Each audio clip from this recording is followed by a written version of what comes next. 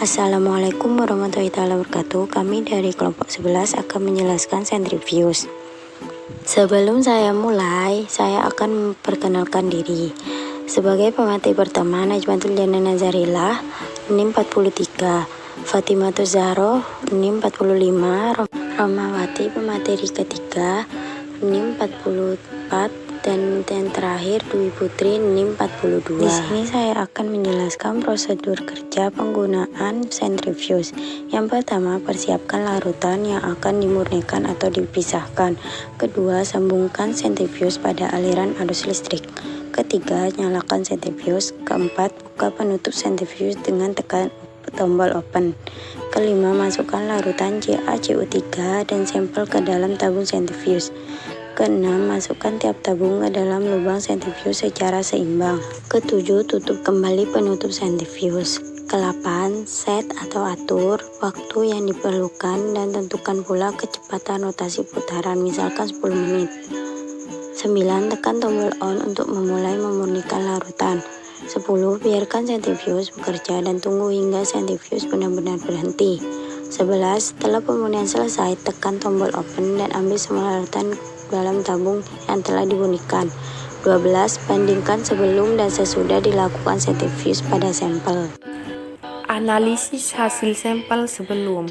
Siapkan sentrifuge, alat dan bahan pendukung yang digunakan serta amati pada bagian-bagiannya.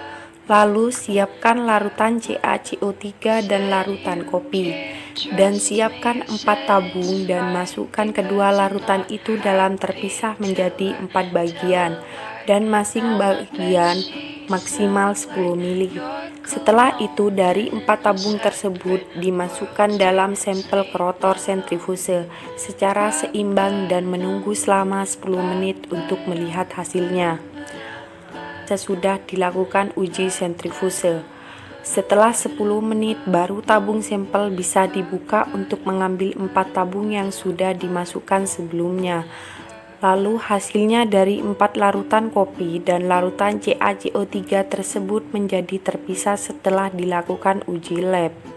Air kopi termasuk larutan yang bersifat campuran heterogen karena bahan campuran air dan kopi tidak menyatu dengan sempurna.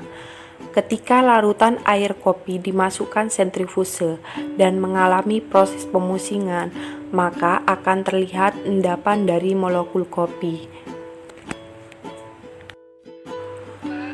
Di sini saya akan menjelaskan tentang sentrifuge dan jenis-jenisnya. Pengertian sentrifuge. Sentrifuge adalah alat yang sangat esensial untuk laboratorium klinik maupun untuk kepentingan riset. Alat ini berfungsi sebagai pengaduk dan memisahkan kandungan dalam suatu spesimen, yaitu darah dan urin, berdasarkan berat jenisnya.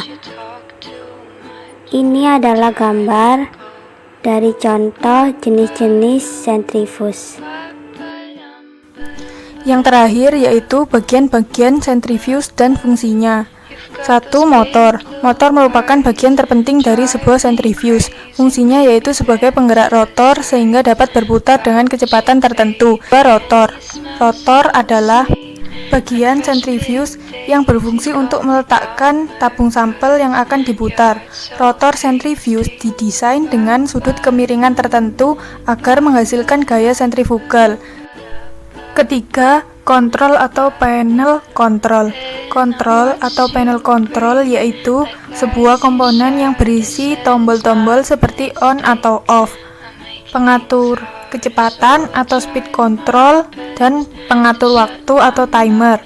Tombol on atau off berfungsi untuk menyalakan atau mematikan alat sentrifuge. Yang keempat yaitu brake system. Brake system adalah pengereman motor yang diperlukan agar putaran motor dapat dengan segera dihentikan. 5 yaitu lid atau penutup. Bagian atas sentrifuge dilengkapi dengan tutup yang mekanismenya diatur dengan pengunci atau latch otomatis sehingga tidak dapat terbuka sebelum proses pemusingan selesai. Pengunci tutup itu digunakan untuk mengamankan user agar tutup sentrifuge tidak membuka atau terbuka secara tidak sengaja. Yang keenam yaitu body centrifuge biasanya berbeda-beda, terkadang berbentuk kotak, silinder, atau ada juga yang berbentuk setengah bola. Fungsinya untuk melindungi bagian dalam yaitu motor, rotor, dan sampel, dan komponen lainnya. Yang ketujuh yaitu beberapa jenis centrifuge juga dilengkapi dengan pengatur suhu untuk mencegah kerusakan sampel yang akan diproses. Sekian dari kelompok kami. Terima kasih. Wassalamualaikum warahmatullahi wabarakatuh.